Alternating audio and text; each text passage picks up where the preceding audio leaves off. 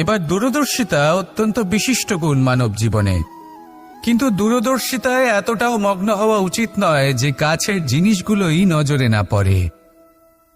আজকের কথা বাদ দিয়ে শুধুই ভবিষ্যৎ নিয়ে চিন্তা করা অনুচিত। এবার দেখুন, পরিকল্পনা করুন, কিন্তু তার থেকে বেশি উপভোগ করুন। এই মুহূর্ত সম্পর্কে অবগত নয়, কিন্তু ভবিষ্যতের কথা আমরা চিন্তা করতে থাকি। আমি এটা অনুভব করতে চাই, ওইটা অনুভব করতে চাই, ওই আনন্দ প্রাপ্ত করতে চাই। এটা অনুচিত। পরিকল্পনা করুন, সংযত করুন, কিন্তু আজকে, বর্তমানকে, এই মুহূর্তকে। জীবনের বাস্তবিক আনন্দ এটা, আর জীবনযাপনের সবথেকে শ্রেষ্ঠ পথও এটা। আসুন আমার সাথে ভালোবেসে বলুন,